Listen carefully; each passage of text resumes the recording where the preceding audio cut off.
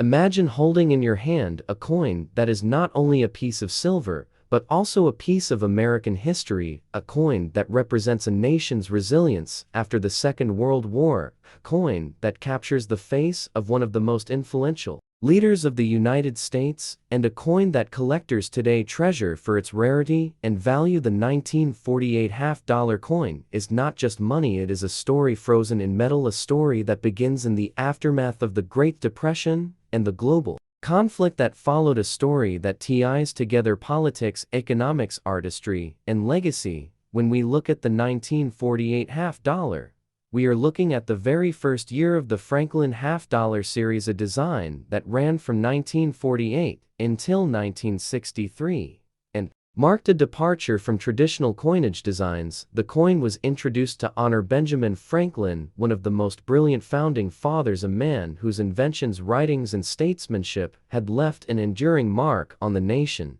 and in 1948 his image was struck on a half-dollar coin for the first time, replacing the walking Liberty half-dollar, which itself was one of the most beloved designs in American numismatics. The decision to honor Franklin on the half-dollar was not random. It came from Mint director Nellie Taylor Ross, who admired Franklin deeply and wanted to see his legacy represented in circulating coinage. Franklin was known for his role in drafting the Declaration of Independence, his diplomacy in France during the American Revolution, his experiments with electricity, and his famous sayings in Poor Richard's Almanac. By placing Franklin on the coin, the United States Mint was paying tribute to his vision of liberty, innovation, and civic responsibility. The reverse of the coin carried the Liberty Bell, a symbol of American independence, but it also had a small eagle to satisfy a legal requirement that all half-dollars must bear an eagle. This combination of the Liberty Bell and eagle made the coin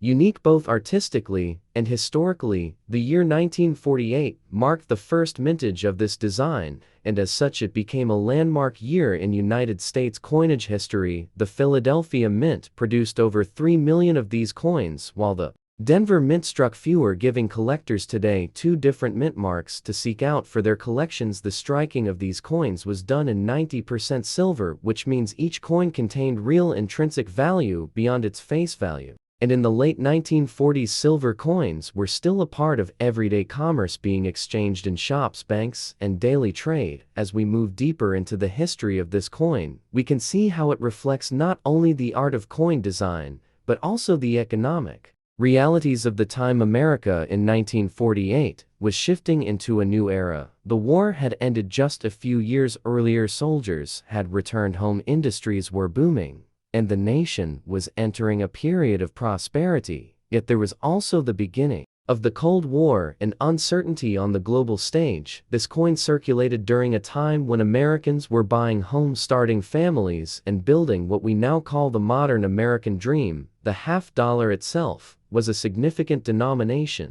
often used in banks and larger transactions, and it was a coin that symbolized substance and value. Numismatists today study the details of the 1948 half-dollar closely. The Portrait of Franklin by John R. Sinek, the chief engraver of the United States Mint, carried his initials juniors at the base of the bust. Interestingly, Sinek had already designed Franklin's portrait for a medal years earlier, and that design was adapted for the coin. Some at the time even mistook the initials juniors for a hidden tribute to Joseph Stalin, which caused controversy in the early years of the coin's release. But the truth was far less dramatic and simply connected to the engraver's name. The coin's reverse, with the Liberty Bell, contained every line and crack carefully engraved, and collectors today often examine how well those details were struck when evaluating condition and grade. Higher grade examples with sharp strikes are worth much more than worn circulated pieces. Because this was the first year of issue, the 1948 half-dollar has always had collector appeal,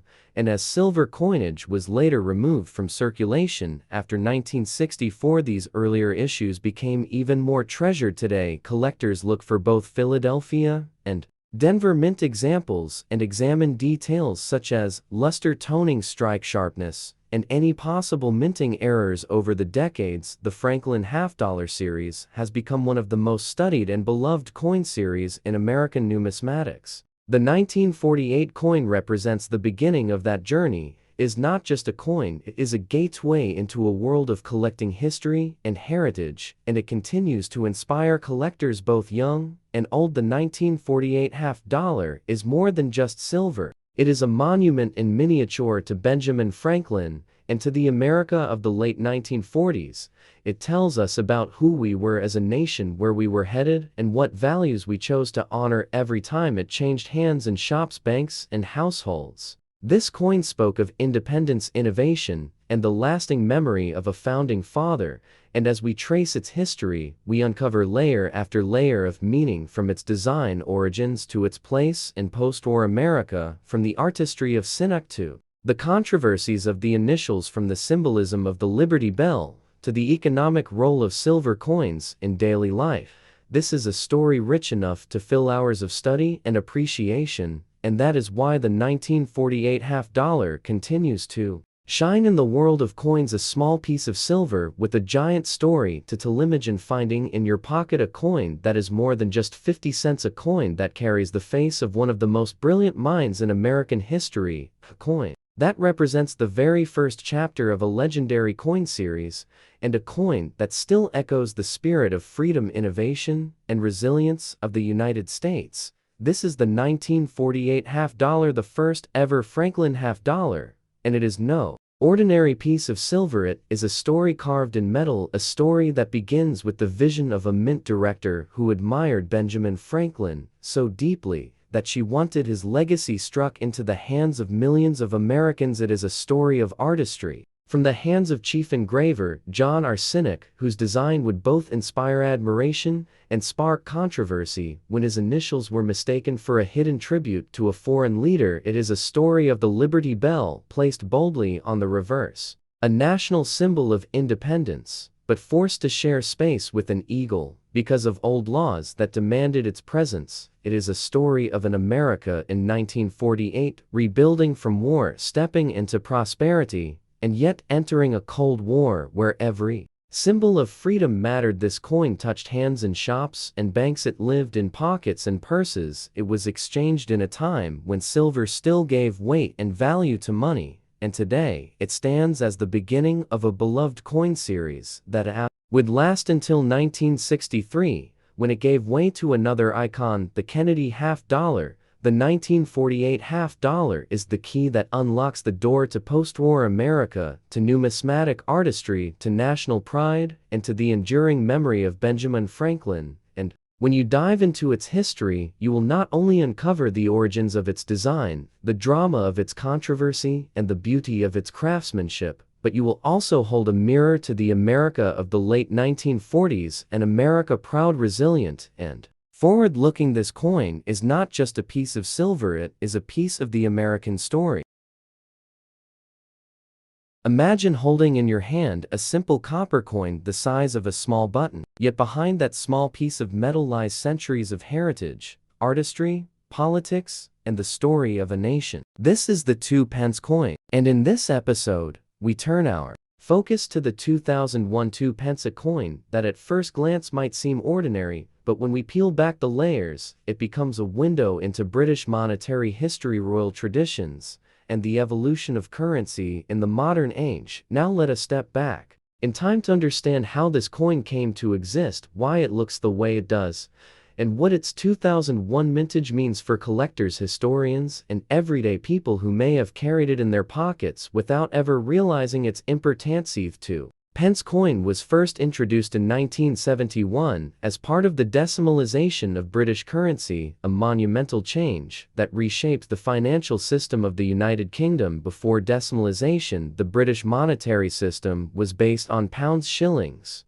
and pence, a complicated structure that dated back to medieval times, and for centuries, it worked as a standard, but by the 20th century, it had become increasingly outdated. Decimalisation sought to simplify the system by creating 100 new pence to equal 1 pound, and as part of that new range of coins, the 2-pence was born. The earliest 2-pence coins were minted in bronze and bore the portrait of Queen Elizabeth II, designed by Arnold Machen, who was one of the most respected sculptors Of his era, his portrait of the young queen with a tiara became one of the most recognized images in the world, appearing not just on coins but on postage stamps across Britain and the Commonwealth by 1998. However, the design of the queen's portrait on the coin was updated to a new effigy by sculptor Ian Rank Broadley. His version of Queen Elizabeth was more realistic and less idealized, showing the monarch in a mature form with greater detail.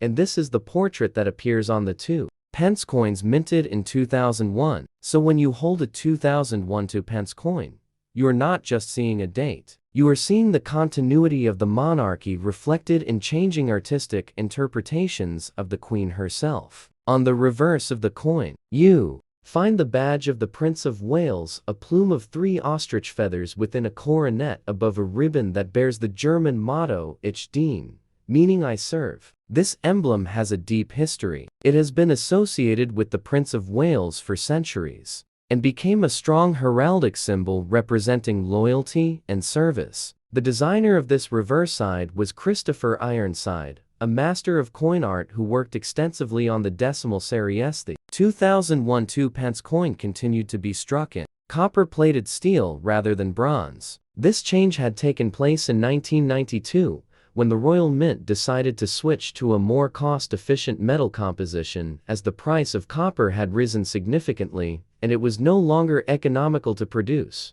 coins from solid bronze. The plated steel coins looked the same, but had the magnetic properties of steel, which meant that vending machines and coin detectors needed to adjust to accommodate the change. For collectors, the composition shift is an important milestone because it creates 2 distinct eras of 2p coins: the pre-1992 bronze issues and the post-1992 copper-plated steel issues. The 2001 mintage firmly belongs to the latter. In terms of circulation, the 2001 2p was produced in large numbers by the Royal Mint. Millions entered daily use across the United Kingdom, which means that in everyday commerce, the coin was not rare, but that does not mean it lacks significance for historians. The 2001 issue represents stability at a time when Britain was experiencing both social and political transformation. The late 1990s and early 2000s were years of global change. The rise of technology,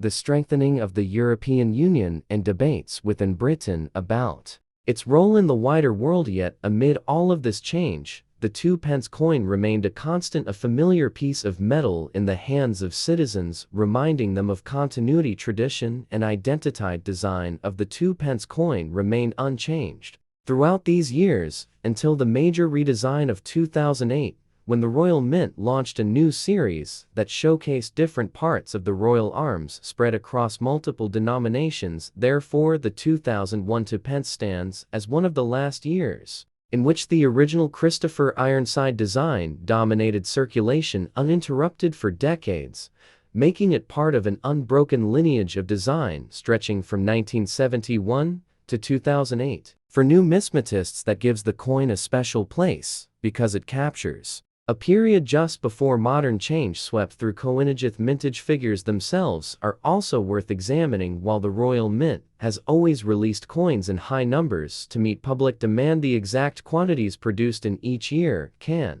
influence rarity and collector value. The 2001 2p saw millions struck for circulation, but small numbers were also issued in proof sets and brilliant uncirculated sets. These specially produced coins were created for collectors, featuring sharper detail and higher quality finishes than those found in everyday pocket change. To collectors, the proof and mint set versions of the 2001 2p are especially desirable because they represent the coin at its finest quality and are preserved in perfect condition. Unlike the heavily circulated coins that passed from hand to hand in shops, pubs, and marketplaces, the 2p coin has always been more than just money. It has been part of childhood games, savings jars, traditions of tipping, and even superstitions across Britain. Finding a 2p on the ground was often seen as a small sign of luck. Children would save them up in piggy banks, and families often gave small amounts of 2p coins to young relatives as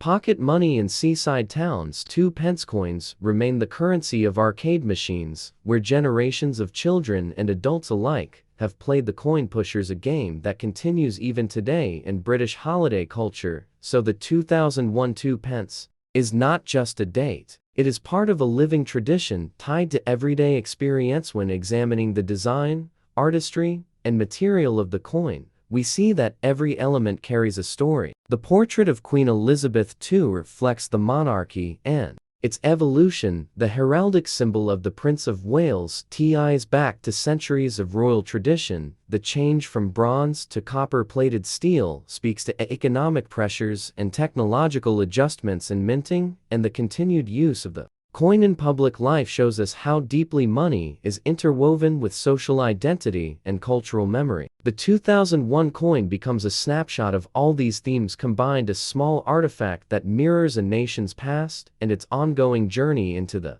future. For a collector, holding a 2001 2-pence can be a way of holding a piece of history in miniature. Some collectors focus on completing entire date runs of 2-pence coins from 1971 to the present day, while others concentrate on the subtle variations such as mint errors, die rotations, or striking anomalies. Occasionally coins are struck off-center or feature doubled lettering. These errors, though rare, can make an ordinary 2-pence far more valuable than its face value of 2-pence. Searching for these treasures in circulation has always been a hobby for dedicated enthusiasts who see coins not just as currency, but as hidden gems waiting to be discovered.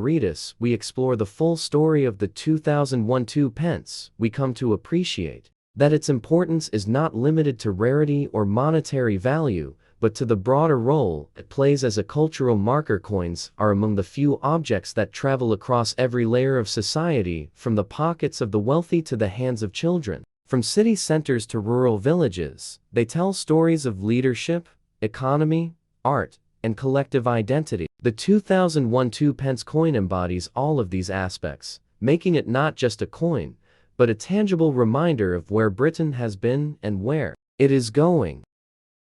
What if I told you that the small silver-colored coin in your pocket has a story that stretches across centuries of trade, conquest, culture, and ambition? A story that links ancient empires to modern skyscrapers, desert caravans to global airlines, and humble merchants to oil dynasties. This is the untold journey of the 1 dirham coin, a history written not in books, but in metal. The 1 dirham coin is far more than a simple unit of modern currency. It is the surviving echo of an economic tradition that reaches back through the golden sands of Arabia and into the very foundations of world trade. To understand the dirham, we must travel back to the early Islamic caliphates, when the term dirham was first adopted, from the Greek drachma, a coin that had circulated widely across the Mediterranean. The early Muslim rulers embraced the dirham as part of their monetary system because it carried with it the weight of trust, recognition, and authority. During the Umayyad Caliphate of the 7th century, the dirham began to take on a uniquely Islamic identity as rulers replaced foreign inscriptions with Arabic calligraphy, Quranic verses, and powerful declarations of faith. The dirham in this age was not simply a coin, it was a declaration of culture, religion, and sovereignty. Its silver content gave it real weight in the markets of Damascus, Baghdad, and beyond. And it was this reliability that made the dirham a preferred currency along the trade routes that connected East and West. Stretching from the heart of Arabia to the bustling bazaars of Persia, the caravan routes of Central Asia, and the spice markets of India's centuries past, the dirham remained deeply entrenched in Islamic economic life. Dynasties rose and fell, but the coin endured, taking on regional designs and variations, but always remaining a symbol of stability in trade. When merchants from Venice or Genoa dealt with Muslim traders, it was the dirham that often bridged the gap between cultures, ensuring that commerce could continue without interruption. Even as Europe plunged into the Middle Ages and new powers emerged in the East, the dirham served as a quiet constant, circulating in markets, changing hands at caravanserais, and forming the backbone of transactions both great and small. Fast forward to the modern age. The story of the dirham found a new chapter in the rise of the United Arab Emirates, a federation born in 1971 from the trucial states that had for decades relied on the Indian rupee as their circulating currency. With independence came the need for a symbol of unity and economic sovereignty. And so, in 1973, the dirham was reintroduced, not as a relic of history, but as the proud currency of a young and ambitious nation. The way dirham, abbreviated AID, became the backbone of a rapidly modernizing economy tied initially to the IMF special drawing rights and later pegged to the US dollar to ensure stability. Design of the 1 dirham coin reflected both heritage and progress, the obverse side bearing traditional Arabic inscriptions, while the reverse side showcased iconic emblems of Emirati identity, such as the traditional dala coffee pot, a symbol of hospitality that resonates deeply with the culture of the region. This was no random design choice, it was a declaration that while the way embraced modernity, skyscrapers, oil revenues, and global trade, it remained rooted in the timeless values of generosity and tradition. Each dirham carried this message into the hands of millions of residents, workers, tourists, and merchants circulating through souks, shopping malls, and international airports. In terms of technical details, the first dirham coins were minted in 1973 in denominations of 1 dirham 50 fis 25 fis, and so on. The 1 dirham was originally larger in size, with a distinct silver appearance made primarily of a copper-nickel alloy. As time passed and inflation, as well as practicality dictated changes, the coin underwent redesigns in size, weight, and edge detail. In 1995, for instance, the dirham was reduced in diameter and thickness to make it more convenient for circulation, but the iconic dala coffee pot remained central to its imagery because to remove it would have been to strip the coin of its cultural soul. Dirham also witnessed controversies and challenges in the 21st century, one of the most notable being confusion between the size of the 1 dirham and coins of similar dimensions from other countries such as the Indian 1 rupee, the Moroccan dirham, and the Philippine peso. This similarity caused vending machine operators and retailers to experience losses as foreign coins could sometimes be used interchangeably. To counter this, the central bank introduced further modifications, ensuring that the dirham maintained unique specifications distinguishable by machines and human hands. Beyond its physical form, the dirham has become a global presence, thanks to the extraordinary economic growth of the when Dubai, Abu Dhabi, and other Emirates transformed from desert towns to hubs of finance, aviation, and tourism. The dirham naturally traveled with them. Today, millions of expatriate workers in the send dirhams back home as remittances, making the coin a silent yet powerful force in economies as far as India, Pakistan, the Philippines, Egypt, and beyond. Every time a worker wires money home or carries dirhams in cash, they extend the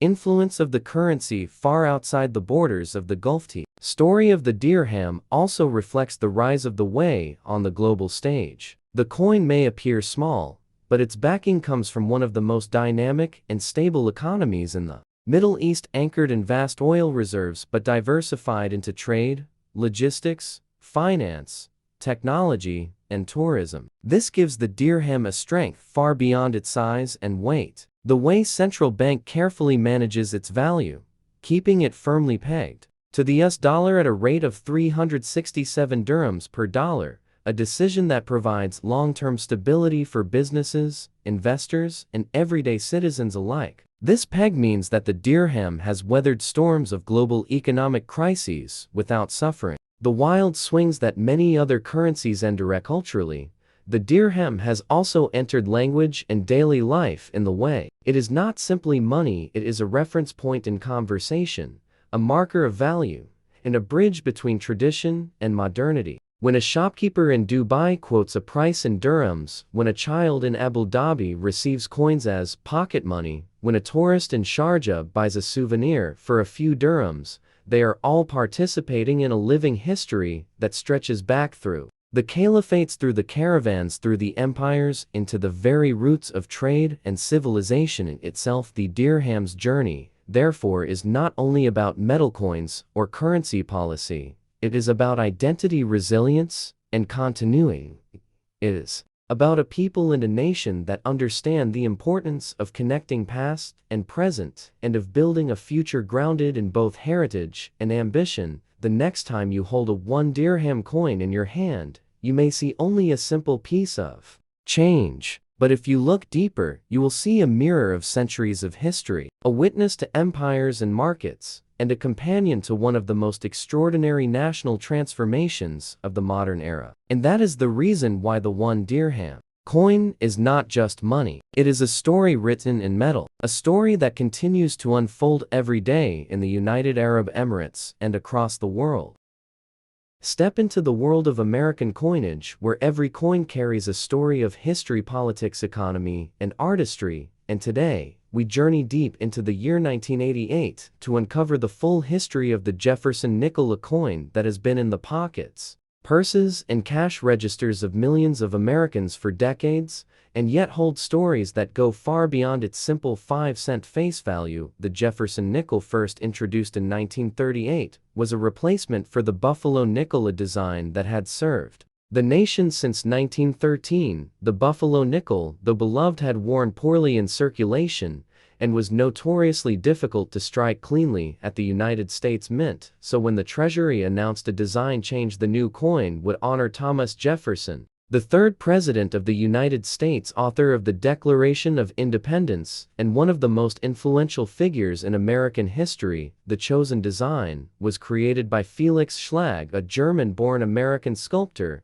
who won the public design competition. His portrait of Jefferson on the obverse and the image of Monticello, Jefferson's Virginia estate, on the reverse became iconic symbols of the nickel, and these motifs endured with only subtle changes for decades. When we fast forward 50 years from the original issue, we arrive at 1988, a year marked by significant historical events both in the United States and abroad. President Ronald Reagan was serving the final year of his second term. The Cold War was inching closer to its end, with relations improving between the United States and the Soviet Union. Technology was advancing rapidly, and American culture was shifting towards the closing decade of the 20th century. In the midst of these broader historical shifts, the Jefferson nickel of 1988 continued to circulate as a cornerstone of American commerce, struck at multiple U.S. mint facilities including Philadelphia, Denver, and San Francisco. The 1988 Jefferson nickels were produced in the hundreds of millions,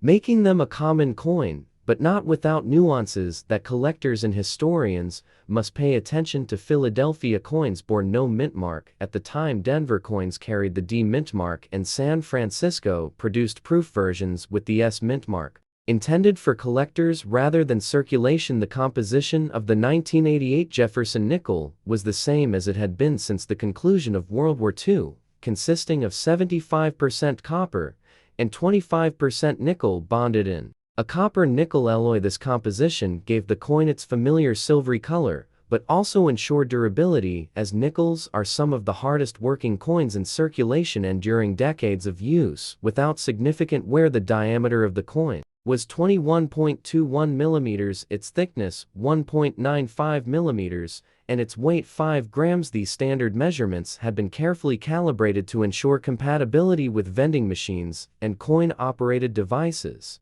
across the country. Beyond its physical attributes, the design of the 1988 Jefferson nickel carries a depth of meaning that connects us to the vision of the nation. Jefferson's profile facing left shows a calm yet determined expression, symbolizing enlightenment, rationality, and leadership. His inscription reads, "In God We Trust," along with the word liberty and the date 1988. And when collectors examine these coins carefully, they often focus on strike quality steps of Monticello, clarity of Jefferson's hair, and wear patterns on the cheek and jawline. On the reverse, Monticello remains the central feature. The neoclassical design of Jefferson's home symbolizes stability, democracy, and Jefferson's deep connection to architecture and Enlightenment ideals. The inscriptions include E pluribus unum Monticello, 5 cents, and United States of America. Many collectors seek nickels that show full steps on Monticello, as these details can be weakly struck,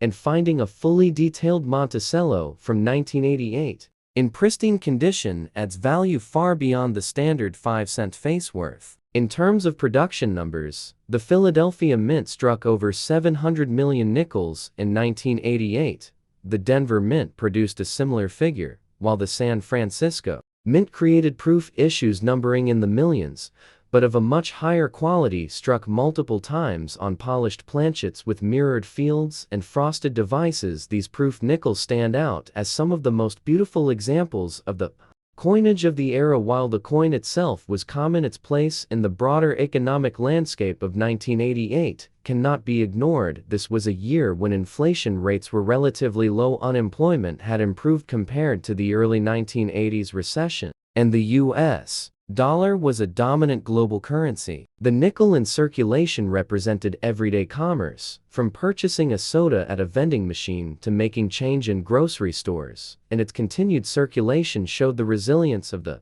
coinage system. Collectors of Jefferson nickels often seek out the 1988 issues not for rarity, but for condition, with high-grade examples certified by grading services such as PCGs and NGC commanding premium prices, particularly those with the full steps designation on the reverse. Full steps indicate that Monticello is sharply struck, and all the horizontal steps are visible without interruption. Such coins are scarce relative to the total mintage and can sell for significant sums compared to ordinary circulation strikes. Beyond grading and values, the 1988 nickel connects us to broader themes of numismatic history. It reflects the durability of Felix Schlag's design, which by then had been in use for half a century. Also shows how American coinage of the late 20th century balanced tradition with practicality. While radical design changes were being made to the nickel in this period, yet the coin still embodied national ideals, stability, and continuity. It is important to note that 1988 was only a few years away from the major redesigns of U.S. coinage that would arrive in the 1990s and 2000s. The Jefferson nickel itself would undergo significant changes in the early 2000s with the Westward Journey series, and eventually a new obverse portrait. But in 1988, the classic Schlag design was still going strong, symbolizing an era of American confidence. As numismatists studied these coins, they considered die varieties, mint errors, and strike anomalies as potential rarities. Off-center strikes, double dies, clipped planchets, and other minting mistakes from 1988 Jefferson nickels can transform an ordinary 5-cent piece into a collector's prize with values far exceeding face value. And when we place the 1988 Jefferson nickel into the larger story of American coinage, we see it as part of the flow of history linking the economic realities of the 1980s with the enduring symbolism of Jefferson himself. From Monticello to Washington, D.C., from the founding era to the closing decade of the 20th century, this small coin carried immense symbolic weight. The Jefferson nickel of 1988 is more than just a 5-cent piece. It is a reminder of Jefferson's ideals of liberty and democracy. It is a tangible artifact of the Reagan-era economy. It is a link in the chain of American numismatics stretching back centuries and forward into the present day. Collectors, historians, and everyday Americans who held these coins in their hands were participating in a story far larger than they might have realized. And today, as we look back, we can see how even a common coin can reveal extraordinary layers of history, artistry, and meaning.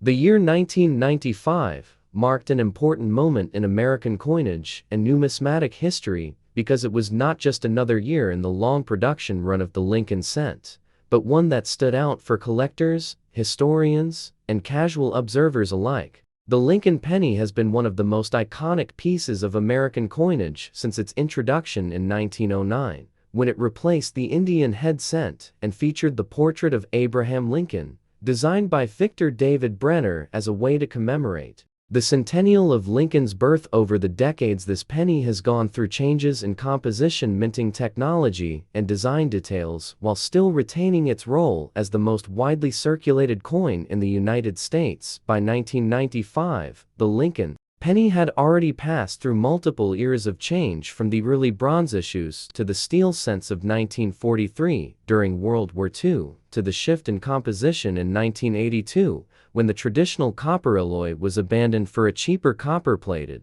zinc format. The 1995 penny comes to us as part of the copper-plated zinc era, meaning that each coin was composed of a zinc core with a thin layer of copper making up its outer surface. The United States Mint began using this composition in 1982 as a cost-saving measure, because the rising price of copper made it too expensive to continue striking 1-cent coins with the old 95% copper alloy. For collectors, this change made the penny less substantial physically and also raised concerns about long-term durability, but from a purely economic standpoint, it was a necessary move. By 1995, the new composition was well established, and millions upon millions of these pennies were being struck at multiple mints, including Philadelphia, Denver, San Francisco, and for special collector issues, the West Point Mintoni. Of the reasons the 1995 penny has become so fascinating is because of the special double die obverse variety discovered that year. In coinage history, a double die occurs when, during the die creation process, the design elements are impressed twice at slightly different angles or positions, leading to a coin with doubled lettering or imagery. On the 1995 Lincoln cent, the double die obverse became one of the most dramatic and easily visible double dies of modern coinage. Collectors quickly noticed that the words "Liberty" and "In God We Trust," as well as the date 1995 itself, showed clear doubling visible without magnification for years before the hobby had seen doubled dies such as the famous 1955 Lincoln cent, which became legendary. But in 1995, the Mint accidentally created a modern version that electrified a new generation of collectors. Discovery of this variety sparked excitement across the coin collecting community because it was rare enough to be valuable, yet common enough that dedicated searchers could still find examples in circulation. Newspapers and coin magazines of the time reported on it, drawing the attention of the public and adding a spark of popularity to the Lincoln cent series. This event brought renewed attention to the penny and gave collectors a sense that the age of great varieties had not ended in the 1950s or 1962, but was alive in the 1990s. Outside of the doubled die obverse variety, the 1995 penny also has significance in terms of mint history. Philadelphia struck over 6 billion pennies that year. Denver added billions more, and San Francisco produced proof cents for collectors. The sheer scale of production demonstrates the continued reliance on the penny in everyday American commerce. Even though by 1995 inflation had eroded its practical purchasing power dramatically, the penny was still an essential part of transactions used in vending machines, change drawers, and coin rolls in banks. The production numbers reflected the Mint's effort to keep up with circulation demands, but also highlighted the ongoing debate about whether the penny should remain in production at all. The design of the 1995 penny remained consistent with Victor David Brenner's original portrait of Abraham Lincoln on the obverse and the Lincoln Memorial on the reverse, a design that had been introduced in 1959 to commemorate the sesquicentennial of Lincoln's birth and the 150th anniversary of his birth. The Lincoln Memorial reverse carried a special symbolism, as it not only depicted an iconic national monument, but also cleverly included a small image of the Lincoln statue within the memorial, making it the only United States coin to feature the same individual on both the obverse and reverse. The design, by Frank Gasparo, had become familiar to generations of Americans, and by 1995, it was deeply ingrained in the national consciousness. From a numismatic standpoint, collectors today often look back at the 1995 penny as a transitional coin bridging the era of the classic Lincoln Memorial cent with the later changes that would come in 2009 when the Lincoln Bicentennial cents were issued, and then in 2010 when the Union Shield design replaced the memorial. But within its own time, the 1995 penny became a centerpiece of collecting because of that double die obverse, and because it gave hobbyists a reason to check their pocket change. Again, In an era when many assumed that all modern coins were too mass-produced to yield treasures in terms of value, the vast majority of 1995 pennies, whether struck at Philadelphia or Denver, carry only face value in circulated condition because so many billions were made. However, the 1995 double die obverse cent can command significant premiums, especially in high mint state grades. Examples certified by professional grading services such as PCGs or NGC often sell for hundreds of dollars, and in the very finest conditions can exceed $1,000. This makes the 1995 double die obverse one of the most valuable modern Lincoln cents and a staple of every variety collector's wish list. Even beyond that, the proof issues from San Francisco remain desirable for typesets and proof collections, and in pristine condition with perfect grades, can also attract strong interest. What makes the 1995 Lincoln penny especially intriguing from a historical perspective is how it captures multiple layers of American history in one small coin, represents the enduring legacy of Abraham Lincoln, whose face has graced the cent for more than a century, and who remains one of the most admired figures in United States history, represents the technological challenges of minting coins by the billions, and the occasional mistakes that result in collectible varieties. It represents the economic realities of a nation where inflation had rendered the cent nearly obsolete in buying power. Yet tradition and habit kept it alive. It represents the passion of collectors who even in the 1990s were still scouring their change jars and bankrolls in search of something extraordinary. The story of the 1995 penny is therefore not just about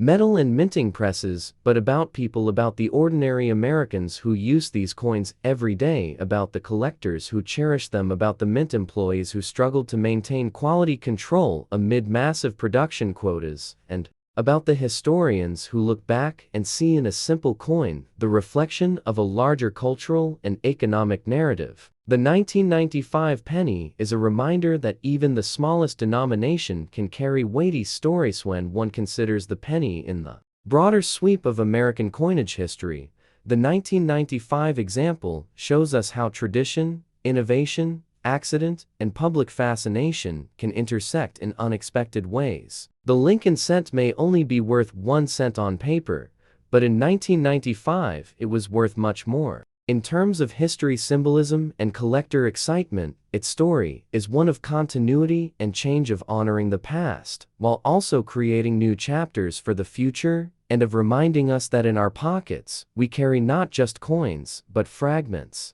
of history.